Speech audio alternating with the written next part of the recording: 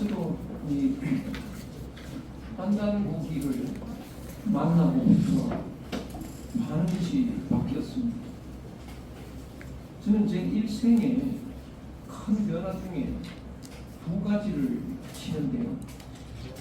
하나는 성균관대학교 입학하게 된 거, 두 번째는 판단고기를 알게 된 거. 이렇게 제 일생에 을 바꾼 두 사건이다 이렇게 보고 있는데요.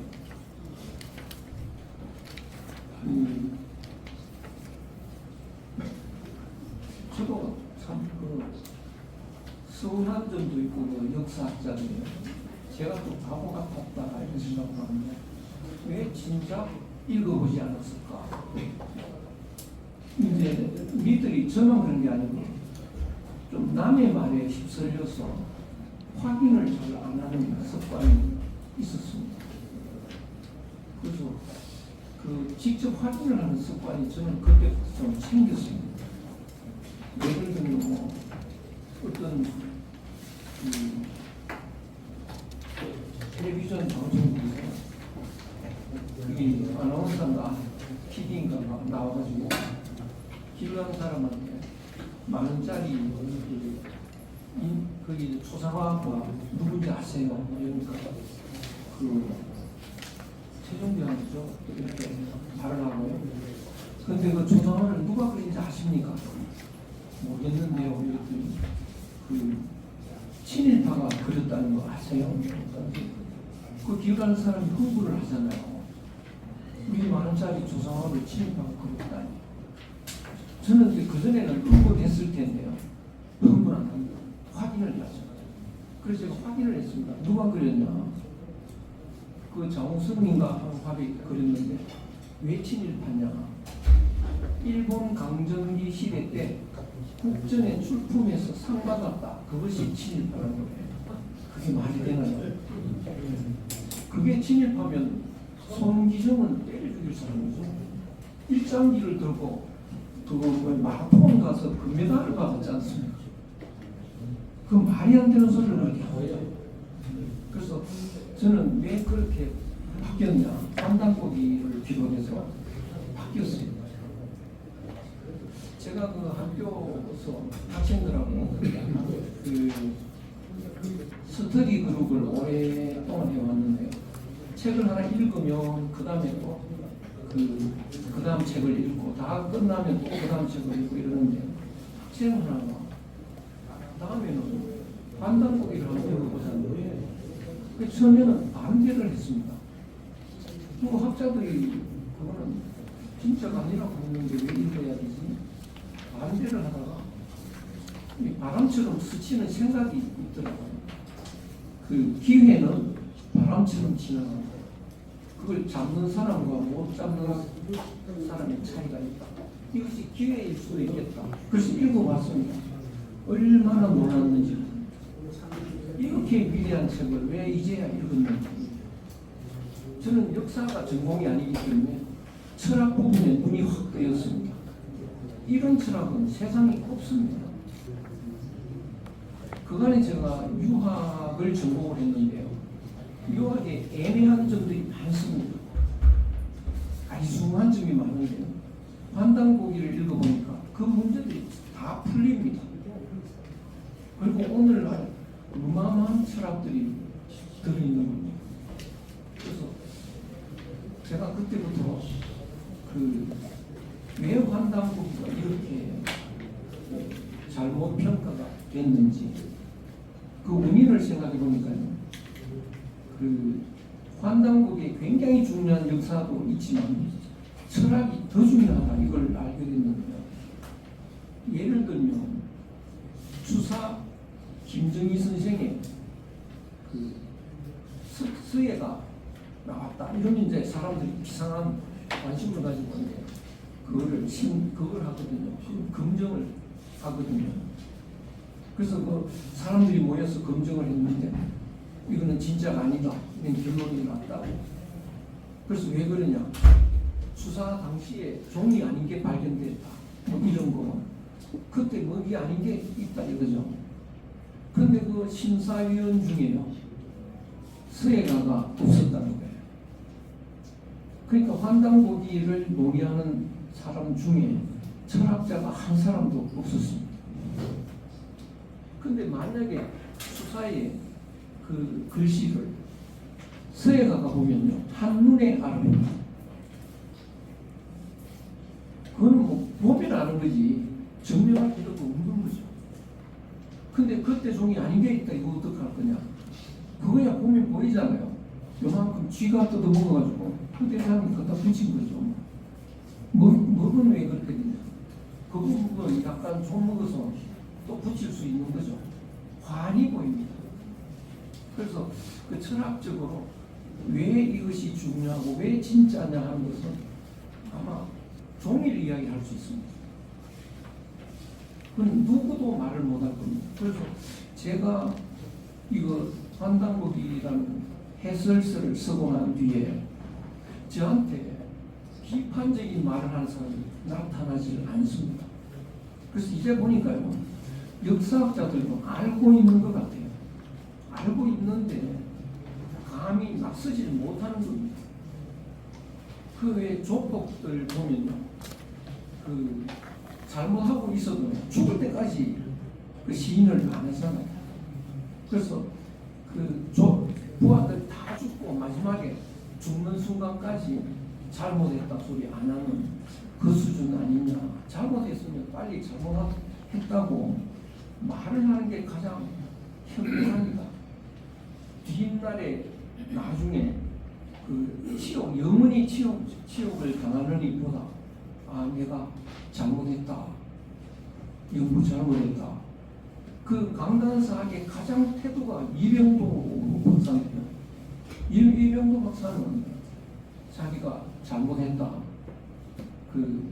이 당군 역사 다시 연구해야 된다 말도 하고 글도 쓰고 인터뷰도 하고 있는데 그 제자들이 모여가지고 우리 선생님이 나이 들어서 노망기가 있어서 헛소리했다 그러고 없는 걸로 해버렸습니다. 그건 제자가 아니죠. 좀 사람이 진실해야 되는 거예요. 저도 뭐 학계에 있었지만 학자들 중에는 진실하지 않는 학자가 많습니다. 다 그러면 물론 아닙니다. 그 왜 그러냐면 학문 풍토가요, 대학원생들은 진리 탐구가 목표이기보다는 논문 써서 교수 되는 게 목표로 돼 있는 경우가 많습니다. 그러면 내가 교수 되려면 지도교수 시킨 대로 해야죠. 지도교수 말을 반복하면 그 교수 안 됩니다. 그것이 지금까지 이어져 오고 있습니다. 이 슬픈 분위기인 거죠. 그래서 제가 환단고기 좀 설명을 해보겠습니다. 지금 그 인간의 모습, 이게 괴물인데요. 알고 보면 이 금고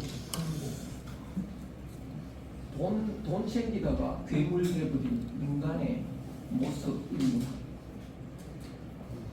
오늘날 사람들이 다 이렇게 됐죠.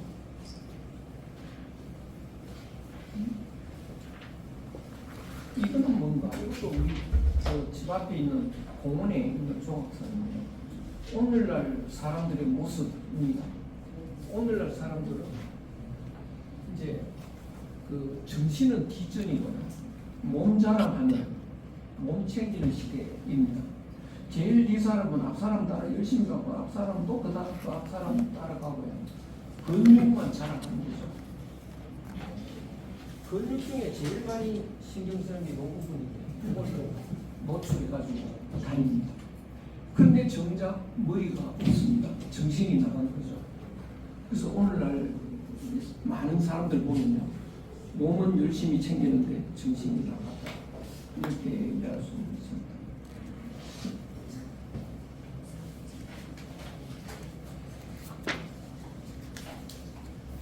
인간이 왜 이렇게 됐을까? 인간이 역사의 흐름을 보면 이해가 되는데, 이 역사는 이 자연의 흐름처럼 흐름을 갖고 있습니다. 자연은 어떻게 흐르느냐? 봄, 여름, 가을, 겨울 이렇게 흐릅니다. 그래서 따뜻한 봄이 됐다가 그 다음에 또 시원해지는 가을이 됐다가 또 봄이 됐다가 가을이 됐다가. 근데 인간의 역사도요. 그 인간에게는 이 몸과 마음이 있는데 마음을 주로 챙기는 시대가 한 몇백 년 갑니다. 그 다음에 몸을 주로 챙기는 시대가 또 갑니다.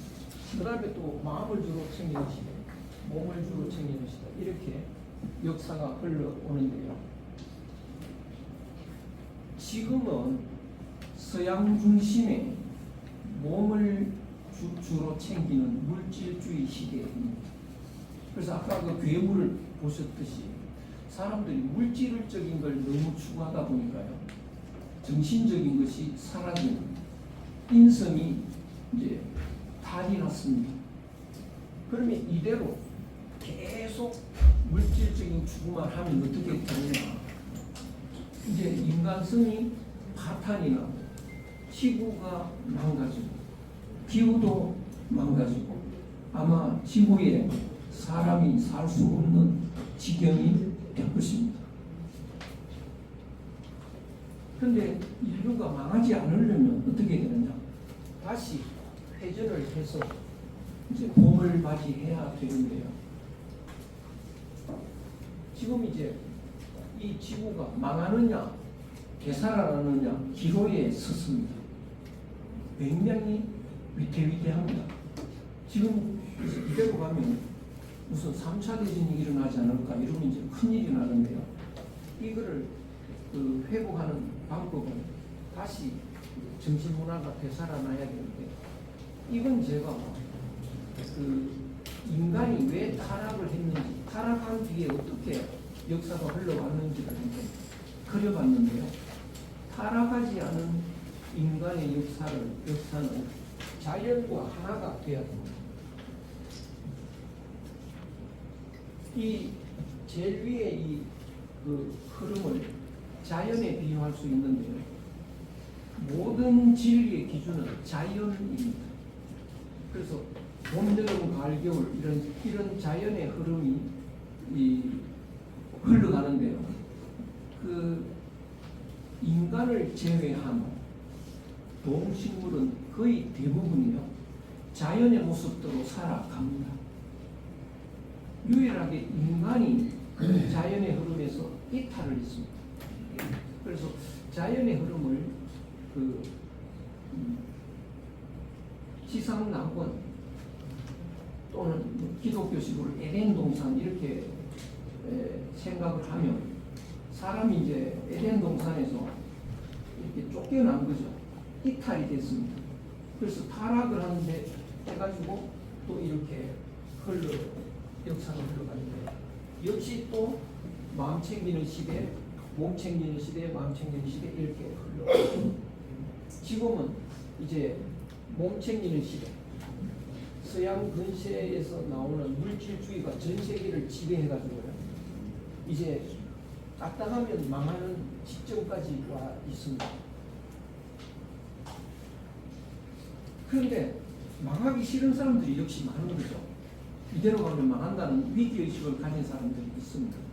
그러면 안 망하기 위해서는 어떻게 되느냐? 역사의 흐름을 바꿔야 됩니다. 역사의 흐름을 물질주의에서 정신주의로 바꿔야 되는데, 바꾸려고 이렇게 노력을 하다 보니까 희한한 사람이 있습니다. 바로 한국 사람입니다.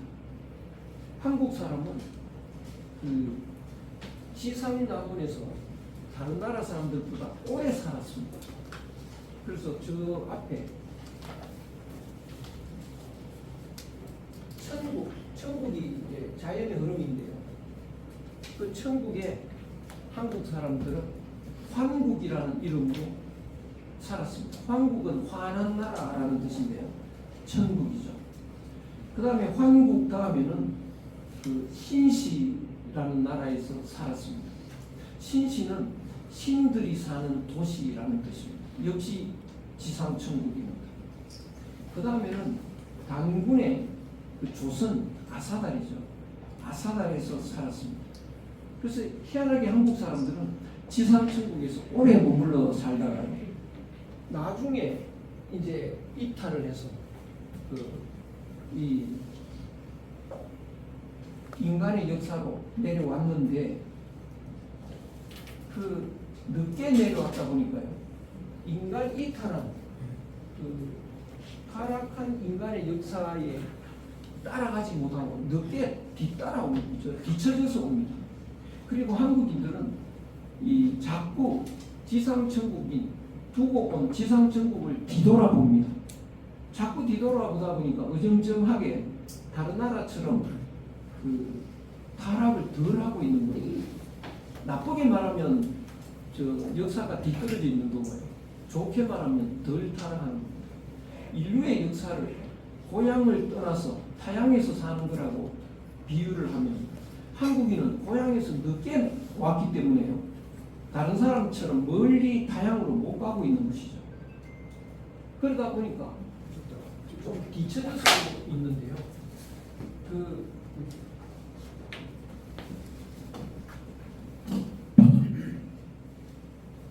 뒤처져 오다가 보니까 이 앞서가는 이 물질주의가 끝이 나고요. 이제 정신주의로 이렇게 돌아가게 됩니다. 정신주의로 돌아가다 보니까 뒤처져 오던 한국인이 이쪽으로 방향을 트니까 앞서 있는 겁니다.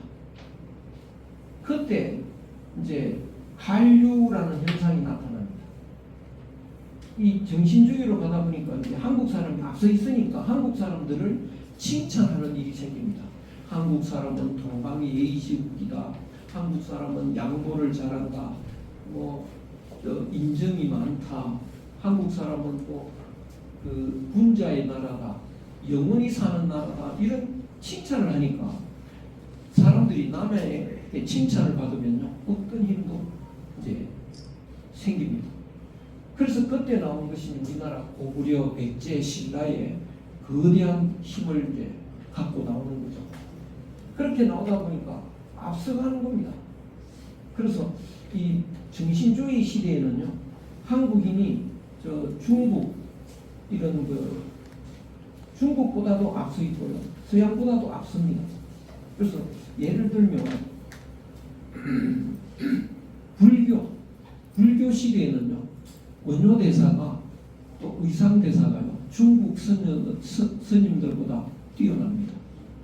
그 다음에 유학이 또 발달할 때는요 퇴계 선생 같은 분은 중국의 유학자들보다 또 앞섭니다. 어떤 점이 앞서는지 제가 증명할 수 있습니다.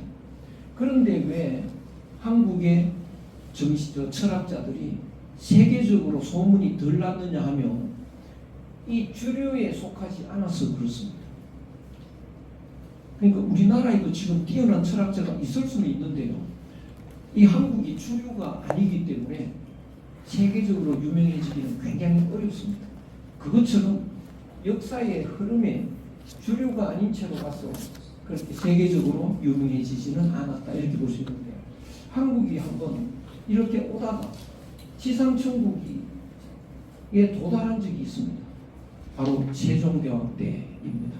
그래서 세종대왕은 굉장히 독특한 시대입니다. 아마 앞으로 우리가 열심히 조사하고 연구해야 될 내용인데요. 그러다가 다시 또 우리가 이탈을 해서 오는데요. 여전히 이제 서양이 물질주의로 중국이 물질주의로 가니까 우리는 또 뒤처집니다. 뒤처졌는데 현재 사람들이 이 물질주의보다는 이제 정신주의가 좋겠다라는 사람들이 상당히 나타나니까요. 방향을 틀다 보니까 한국인이 앞에 있는 겁니다. 뒤처지던 한국인이 저 앞서 보인다고요. 그러니까 한국 사람이 다 괜찮아 보입니다. 그래서 요새 사람들은요. 한국 사람 춤추는 거 따라 추고요. 노래 따라 부르고 영화도 따라 보고요. 최근에는 뭐 한국 사람이 떡볶이 먹으니까 따라서 떡볶이 먹고 김밥 따라 말아 먹고요. 라면도 끓여 먹고 한국 사람 다 따라하게 됐습니다. 그러니 이제는 어떻게 되느냐? 이 뒤처지던 한국이 전 세계의 흐름을 역사 흐름을 끌고 가야 하는 그런 시대가 온 거죠. 그런 시대가 왔는데요. 한국 문화가 지금 아주 난리가 났는데 한국 문화만 갖고는 안 됩니다. 한국 철학이 나와줘야 이제 사람들이 결집을 하죠. 그래서 지금 제일 중요한 것은 한국 철학을 우리가 어떻게 만드느냐. 거기에 이제 가장 중요한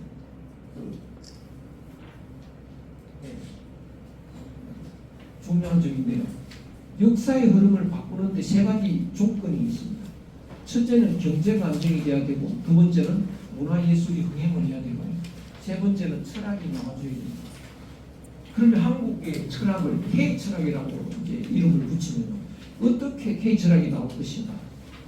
그런데 학계에서는요, 한국 고유 철학이 없다라고 합니다. 학자들이. 또 한국에 정착한 유교, 불교, 노장 철학, 기독교 등이 한국 철학이다 이런 말을 하는 사람도 있습니다. 그러나 이런 철학으로 K철학을 만들기는 부족합니다. 여러 가지 이유가 있습니다. 그러면 K철학을 어떻게 만들어야 될까?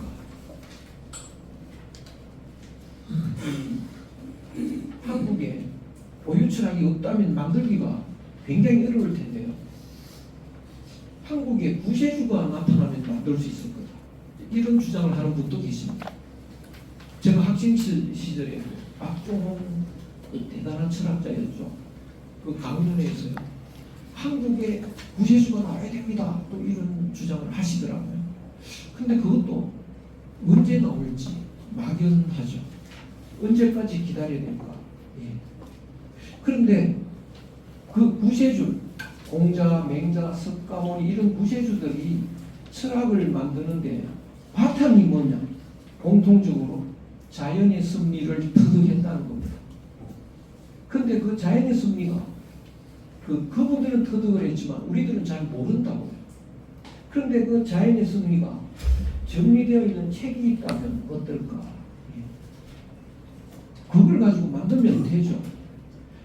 신라 때 최치원 선생은요, 한국의 모든 철학의 뿌리가 되는 신묘한 진리가 있다라고 했습니다.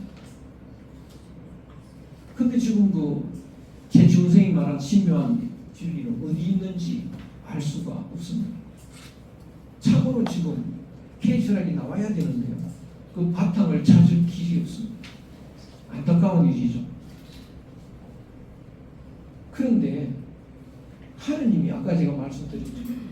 위대한 선물을 주신 것 같다. 지금요. 하느님이 딱 숨겨놨다. 들키면 안 되니까요. 꼭 필요한 시기에 내놓은 선물이 있는 것 같다. 바로 뭘까요? 환단곡. 너무 놀랐습니다.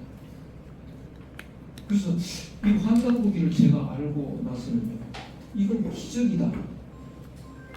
이거는 하느님의 선물이라고 밖에 설명할 길이 없습니다. 조선시대에 들켰다면 가진 사람도 다 죽였다고요. 그러니까 죽을 각오로 하고요, 대대로 숨기면서 오늘날까지 갖고 온 귀한 책인데요. 그래서 환단곡에 들어있는 철학을 가지고 K철학을 만들어내면 이제는 한국을 살리는 건 뿐만 아니고요, 세계를 살릴 수 있습니다.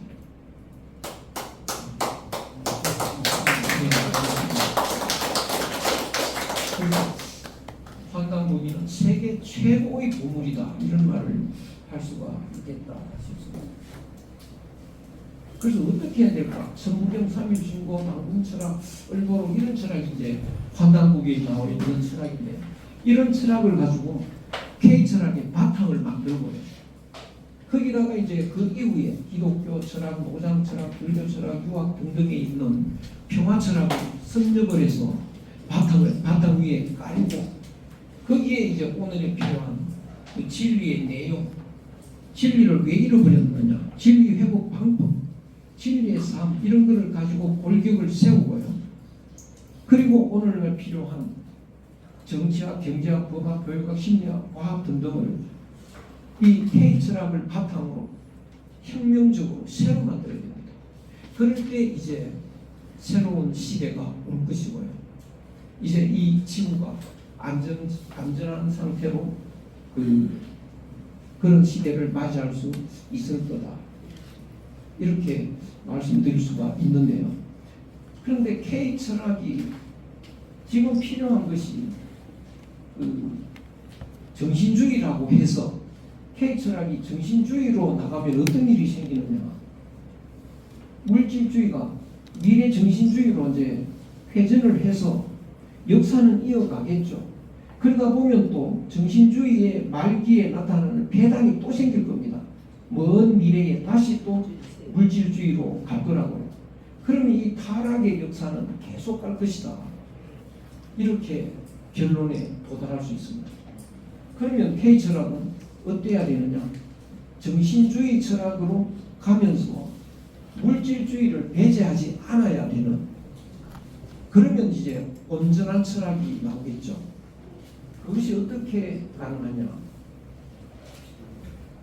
지금의 역사라는 것은 이것이 자연의 길이고 진리의 길이고 또 지상천국의 길이라고 하면 오늘날 사람들은 지금까지 이렇게 오질 않았고요.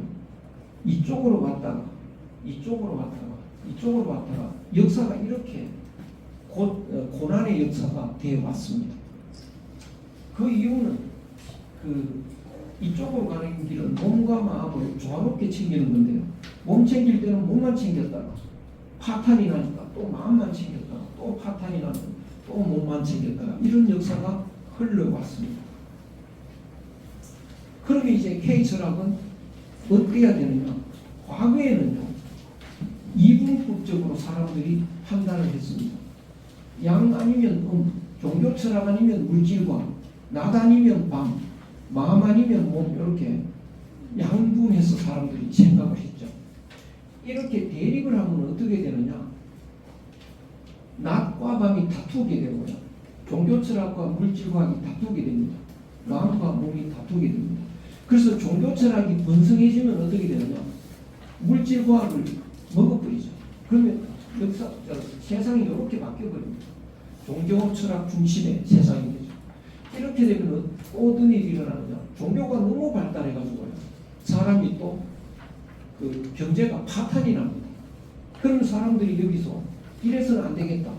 물질과학을 또 찾아야 되겠다. 이렇게 각성을 해가지고 물질과학을 찾다가 보면 이게 또 너무 왕성해지면요. 종교를 먹어버립니다. 또 이 물질과학이 전 세계를 끌고 가는 이런 시대가 된다. 그래서 자꾸요, 모순이 이렇게 자꾸 지속이 되는데요. 여기에 독특한 철학이 있습니다. 바로 한국인의 고유 사상에서 나오는 철학인데요. 환단고기에 보면 요 이분법이 아닙니다. 몸과 마음이 되게 이제 우리는 몸 이렇게 이분법적으로 생각하고 있죠. 마음이 몸을 움직이고 몸이 마음을 움직인다. 다들 그렇게 알고 있습니다. 그런데 아픈 사람은요, 마음이 몸을 움직이지 못합니다. 그것은 설명이 안 됩니다. 그런데 환단고기에 보면 마음과 몸 가운데 기가 있습니다. 그러니까 어떻게 이해가 되느냐면 마음이 기를 움직이고요, 기가 몸을 움직입니다. 그런데 기운이 빠져버리면 마음이 기를 움직여도 기가 몸을 못 움직이죠. 금방 설명이 됩니다. 그래서 이 대자연에는 중요한 기라는 것이 항상 있습니다. 눈에는 안 보여도요. 그러면 어떻게 되느냐? 이 이분법이 되지 않고 이렇게 해서 이것이 낮이고 이게 밤이라면요, 낮 12시에 밤 기운이 들어갑니다. 이렇게 밤 12시에 낮 기운이 들어갑니다. 그래서 이 기를 이해하면 이런 그림이 나오지 않고 이런 그림이 나옵니다. 이 태극무늬인 거죠. 이 태극무늬는 구한말에 나온 게 아니고 아주 오래전부터 있었습니다. 삼국시대도 있고. 이거는 바로 환단고기의 3요소 철학에서 이 문장이 나오는 겁니다. 그러면 이제 앞으로 우리가 K철학을 어떻게 만드느냐? 이 방식으로 만들면요, 이제는 이렇게 가거나 이렇게 가는 치우치는 그런 잘못된 역사가 오질 않습니다. 그러면 어떻게 되느냐? 여기서 보시면요, 3요소로 보면 이 아까 여기서 보면요, 나와 너가요 두 사람이 별개가 아니고 낮과 밤이 따로 있지 않고요, 낮 속에 밤이 들어있죠. 요건 밤인데 밤 속에 낮이 들어있습니다. 나 속에 너가 들어있고 너 속에 나가 들어있습니다. 그러니까 너와 나가 따로 있지 않는 겁니다.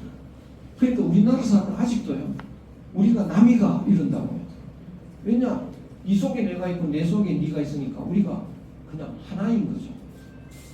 그래서 우리는 하나다, 하나를 굉장히 강조합니다.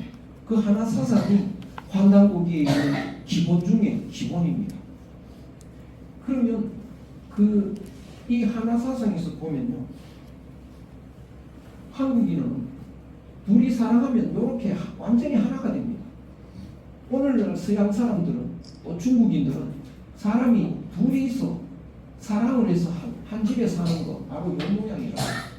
그러니까 둘이서 살아도 남남끼리 사는 겁니다. 근데 왜 남남끼리 사느냐? 사랑이라는 것으로 계약하는 거죠. 우리 결혼식 할 때 보면 계약하는 겁니다. 사랑하겠냐? 신랑 예, 신부 예. 이제 계약을 한 겁니다. 이제 결혼이 성립했습니다. 이렇게 선언을 하는 거죠. 그러면 사랑으로 계약했으니까 사랑 안 하면 어떻게 될까요? 계약이 끊어지죠. 헤어지는 겁니다. 근데 한국 사람은 계약이 아니고요, 사랑을 하면 이렇게 완전히 하나가 돼서 헤어질 수가 없는 겁니다. 그래서 한국 사람은 오늘날 문화나 이 영화나 이런 걸 보면 사랑하는 사람이 위기에 빠지면 자기가 죽으면서도 도와주는 거죠. 죽으면서 살려주는 겁니다. 그런 한국 문화를 이제 외국 사람들이 보니까 이 사람들은 둘이 한 집에 살아도 외롭다고, 하나가 아니지 않습니까? 근데 그 사랑을 안 하면 언제든지 헤어져야 되니까 맨날 서양 사람들은 사랑한다 소리를 계속 합니다. 며칠간 사랑한다 소리가 안 나오면 이제 보따리 살 준비를 하는 거죠. 근데 우리나라 사람은 뭐 한 번도 사랑한다는 소리 안 해도 그냥 한 집에 삽니다. 그냥 하나인데요. 이런 차이가 있는데, 그러니까 오늘날 다른 나라 사람들은요, 한 집에 살아도 끊임없이 외로운데요, 한국 사람을 보니까 외롭지가 않습니다. 여기서는 남한테, 부인한테 희생을 안 합니다. 부인도 남편한테 희생을 안 하는데, 한국 드라마 보면 사랑하는 사람을 위해서 목숨을 버리고 도와주잖아요. 나도 저런 사랑 한 번만 받아봤으면 죽어도 소원이 없겠다, 이렇게 되거든요. 이것이 이제 전 세계 사람들의 마음을 끌고 가는 한국인의 바탕인데요. 그런데 요런 모양을 그린 것이 요 글자죠. 이걸 이라고 하는, 우리나라 사람을 이족이라고 합니다.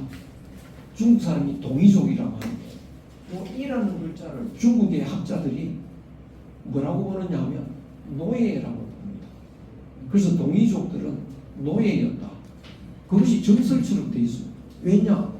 이거 봐라, 이거 밧줄로 묶어놨잖아.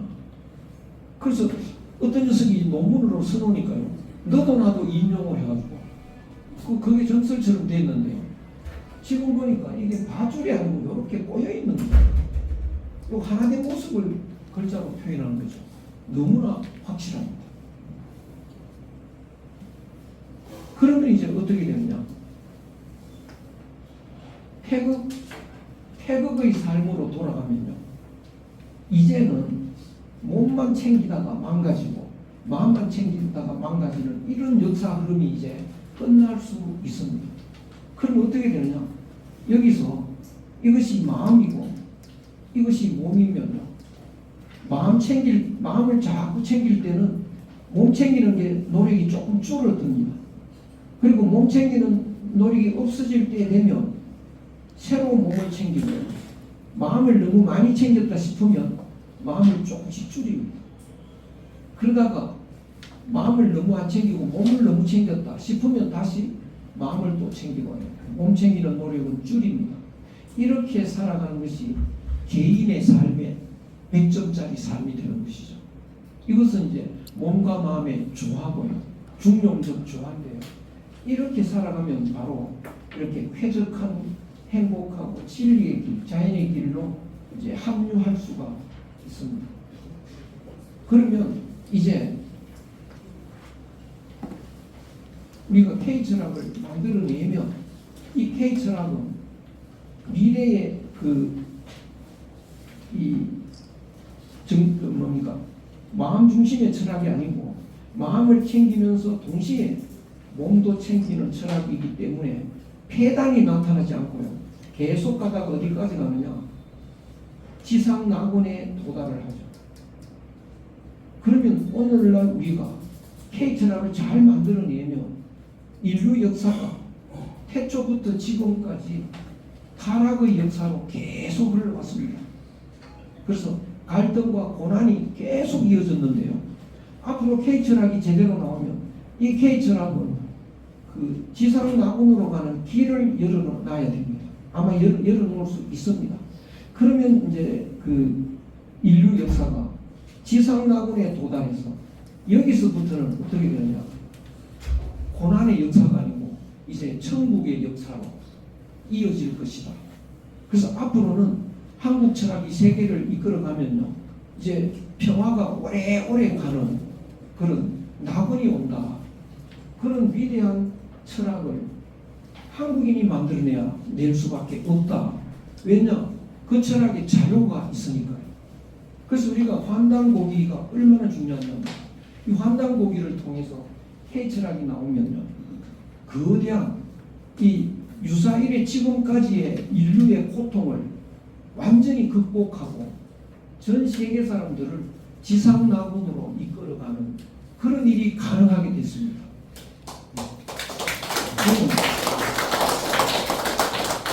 그래서 제가 환단고기를 읽다가 길에 나와 보니까요, 한국 사람이 다 멋있어 보여요. 위대한 민족이구나. 그리고 앞으로 위대한 일을 할 분들이구나. 이런 걸 알게 됐습니다. 바로 환단고기였습니다. 여기서 마치겠습니다.